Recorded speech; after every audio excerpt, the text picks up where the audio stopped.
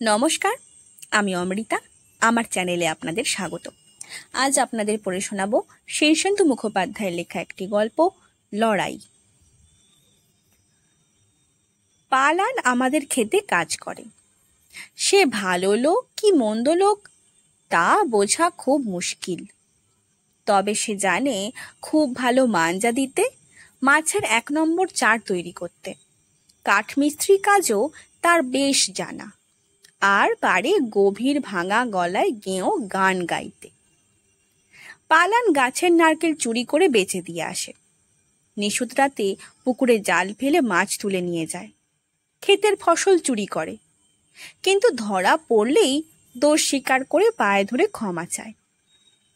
অনেক কাজের কাজী বলে, আর তার হাসিটি বড় নির্দোষ বলে আর সরল বলে দাদু তাকে তাড়ায় না। আমাদের দেশি কুকুরটার নাম ঘেউ। ভারী তেজি কুকুর। মেজ কাকা যখন বিয়ে করে কাকিমাকে ঘরে আনলেন, বেশি দিনের কথা নয়, তখন কাকিমার বড়লোক বাপের বাড়ি থেকে যেমন 1000 রকমের দামি জিনিস দিয়েছিল, তেমনই আবার 2টো প্রাণীও দিয়েছিল সঙ্গে। এক প্রাণী হলো এক যুবতী ঝি, তার নাম অধরা। অন্য প্রাণীটি হলো ঘেউ। ঘেউয়ের রং সাদা, চেহারা বিশাল আর চোখ রক্তবর্ণ। সে আসবার পর থেকে এ বাড়িতে বাইরের লোক আসা প্রায় বন্ধ। ঘেউ ডাকে কম, কিন্তু কামড়ায় বেশি। সে আসার পর থেকে এ বাড়িতে অন্য বাড়ির ছেলেরা আসে না। অন্যের কুকুর গরু আসাও বন্ধ। হাঁস মুরগি পর্যন্ত ভয়ে গা ঢাকা দিয়েছে। মেজ কাকিমা বড় সুন্দরী। হাঁটু পর্যন্ত 1 ঢাল চুল, দুধে আলতায় গায়ের রং, রূপকথার রাজকন্যার মতো চেহারা। তিনি আস্তে হাঁটেন, কম কথা বলেন, 2টো বড় বড় চোখে মাঝে মাঝে অবাক হয়ে চারধার দেখেন। জেঠিমা, মা, বড় কাকিমা যখন উদয়াস্ত সংসারের কাজ করছেন, তখন মেজ কাকিমা শুয়ে বসে বই পড়ে সময় কাটান। তার ছাড়া কাপড় অধরা কেচে মেলে দেয়, চুল আঁচড়ে দেয়, আলতা পরিয়ে দেয়। সবাই গোপনে বলে, নতুন বউ কারো বশ মানবে না। তা হোক, তবু মেজ কাকিমাকে আমাদের বড় পছন্দ। তার কাছে জিনিস কেনার পয়সা চাইলেই পাই। শিশুদের তিনি বড় ভালোবাসেন, প্রায়ই মিষ্টি কিনে এনে আমাদের খাওয়ান। আমার দাদুর অনেক পয়সা, লোকে তাকে বিরাট ধনী বলে জানে, কিন্তু বড় লোকদের মতো চাল চলন দাদুর নয়।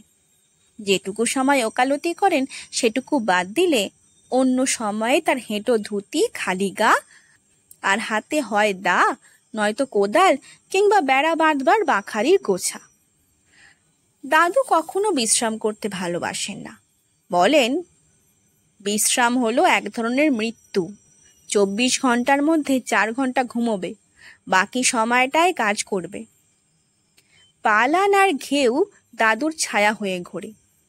বাড়িতে ধোপা বা নাপিত এলে ঘেউ তাদের তাড়া করবেই। তখন দাদু বা পালান তাকে ধমক দিলে তবেই ক্ষান্ত হয়। অন্য কারো ধমকে সে গ্রাহ্য করে না, এমনকি মেজ কাকিমা বা অধরার ধমককেও নয়। তাই মেজ কাকিমা একদিন রাগ করে অধরাকে বললেন, বাপের বাড়িতে থাকতে ঘেউ আমার কত বাধ্য ছিল, এখন বেয়ারা হয়েছে। অধরা, ওকে এখন থেকে শিকল দিয়ে বেঁধে রাখবি। মেজ কাকা কাকিমাকে বড় ভয় পেতেন। মুখোমুখি দাঁড়িয়ে কথা বলতে গেলেই প্রায় চোখে চোখে তাকাতে পারতেন না। কাকিমা তাকে শেকল কেনার কথা বলতে কাকা খুব মজবুত বিলেতি শেকল কিনে এনে দিলেন। ঘেউ বাধা পড়ল। দাদু এসব টেরও পাননি। পরদিন বাগানে গিয়ে গাছপালার পরিচর্যার সময়ে একটু অবাক হয়ে চারপাশ দেখে বললেন, কুকুরটা কই রে? পালান বলে, বাঁধা আছে দেখেছি। বাঁধা? কে বাঁধলো? ওই খোঁচড় ঝিটাই বোধহয়।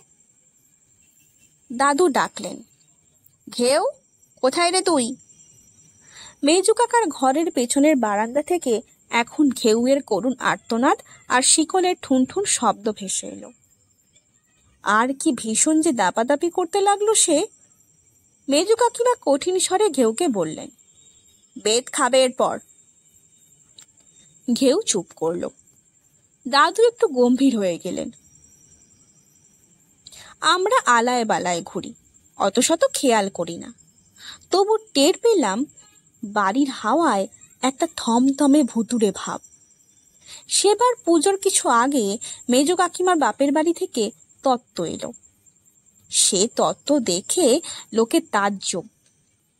বিশাল বিশাল পেতলের পরাতে থরে বিথরে সাজানো সব জিনিস, খাবার দাবার, কাপড় চোপড়, গয়নাগাটি পর্যন্ত। কম করে 15 জন লোক বয়ে এনেছে, সঙ্গে আবার বল্লমধারী 5 জন পাইক। সে তত্ত্ব দেখতে বিস্তর লোক জমা হয়েছিল। ঘেউ বাধা আছে বলে লোকে তখন আসতে সাহস পায়। জীবজন্তু বা পোকামাকড় মারা দাদু খুব অপছন্দ করতেন, এমনকি সাপ পর্যন্ত মারা নিষেধ ছিল। আমাদের বাড়িতে বহুকাল ধরে একজোড়া গোখরো ঘুরে বেড়ায়। বাস্তু সাপ বলে তাদের আমরা খুব একটা ভয় পেতাম না। তারা যেখানে সেখানে বিড়ে পাকিয়ে পড়ে থাকে, কখনো রোদ পোহায়, হাততালি দিলে চলে যায় ধীরে সুস্থে। এই সাপ দুটোকে ভয় পেতেন কাকিমা। মাঝে মাঝে রাগারাগি করে বলতেন, সাপকে কোনো বিশ্বাস আছে? এক্ষুনি এদের মেরে ফেলা দরকার। তার সে কথায় কেউ কান দেয়নি, এমনকি মেজো কাকাও না। সবাই বিশ্বাস করত সাপ দুটো এ বাড়ির পরম মঙ্গল করছে। মেজো কাকিমার বাপের বাড়ির তত্ত্ব এসেছিল ঠিক দুপুর বেলায়। পুরুষ মানুষ কেউ তখন বাড়িতে নেই। তত্ত্ববাহক লোকদের খাওয়ার ব্যবস্থা করতে বাড়ির মেয়েরা মহা ব্যস্ত। সেই সময়ে মেজো কাকিমা পাইকদের ডেকে বললেন, 2টো গোখরো সাপ আছে এ বাড়িতে। একটু আগেও উঠোনের পশ্চিম ধারে তুলসী ঝাড়ের তলাকার গর্তে ঢুকতে দেখেছি ওদের। ও দুটোকে খুঁজে বের করে মেরে ফেলো। পাইকরা মহা বাধ্যের লোক, সঙ্গে সঙ্গে লাঠি, সোঁটা আর বল্লম বাগিয়ে উঠে পড়ল। এক পাইক তুলসী ঝাড়ের তলাকার গর্তে শাবল চালিয়ে মুখ বড় করে ফেলল। ভিতর থেকে ফুঁসফুসানির শব্দ আসছিল। ঠিক সেই সময় দৃশ্যটা দেখে বারান্দা থেকে ঘেউ বুক ফাটা চিৎকার করে দাপাদাপি শুরু করলো। তার 2 চোখ লাল, মুখ দিয়ে ফেনা গড়াচ্ছে। শিকলটা প্রায় সে ছেঁড়ে আর কি। মেজো কাকিমা একটা লম্বা বেত নিয়ে এসে সপাটে কয়েক ঘা বসালেন ঘেউয়ের পিঠে। ঘেউ সেমার গ্রাহ্য করল না, উল্টে শিকল ছিঁড়ে প্রায় মেজো কাকিমাকে কামড়াতে গেল। পুকুরে নেমে পানা পরিষ্কার করছিল পালান। ঘেউয়ের চিৎকারে কে যেন বুঝতে পেরে উঠে এসে উঠোনে দাঁড়ালো। বিশাল কালো চেহারা তার, কালো কাঁধে তখনও সবুজ কচুরি পানা লেগে আছে।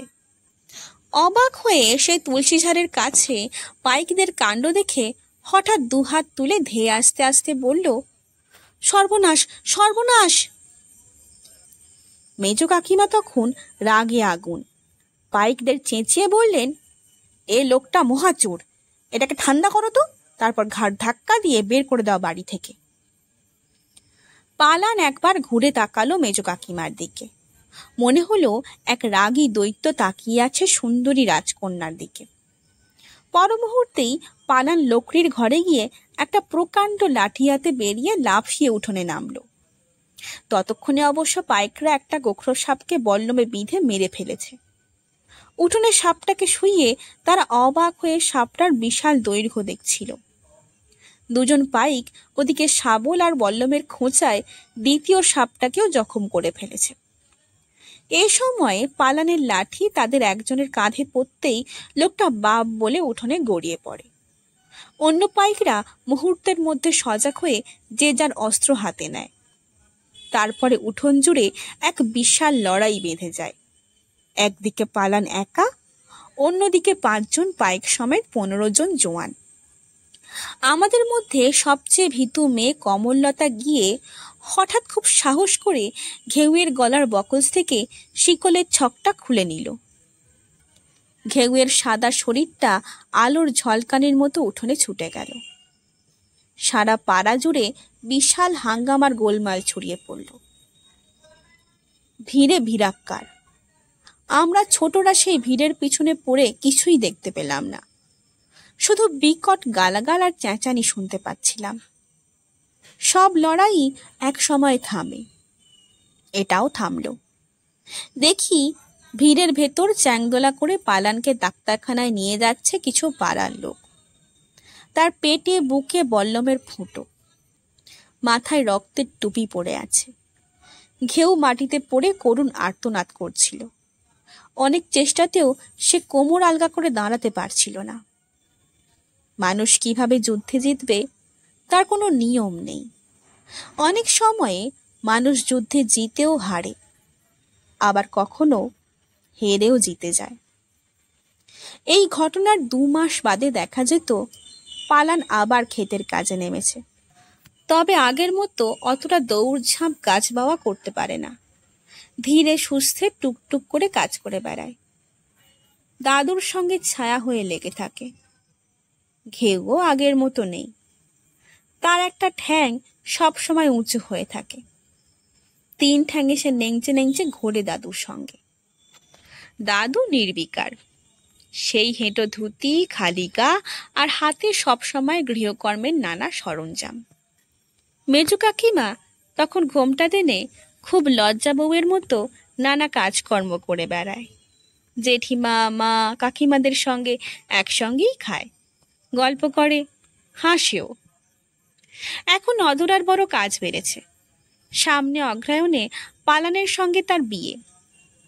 পালানকে সেই জন্য দাদু একটু জমি দিয়েছেন ঘর বাঁধতে। তাতে অবসর সময়ে ঝুড়ি দিয়ে মাটি ফেলতে হয় অধরাকে। ভিত করে তারপর বাঁশ বাখারি টিন দিয়ে ঘর উঠবে। বড় খাটুনি। মেজো কাকিমা তাকে যখন তখন ডাকলে সে একটু বিরক্ত হয়ে বলে, বাবা রে বাবা, সবসময় তোমাদের কাজে মাথা দিলেই চলবে? আমার নিজের বুঝি কাজ নেই? শুনছিলেন শীর্ষেন্দু মুখোপাধ্যায়ের লেখা একটি গল্প, লড়াই। গল্প পাঠ কেমন লাগছে তা আমাকে কমেন্টের মাধ্যমে জানান। যদি ভালো লাগে তবে লাইক, শেয়ার এবং সাবস্ক্রাইব করে পাশে থাকবেন। ধন্যবাদ। নমস্কার।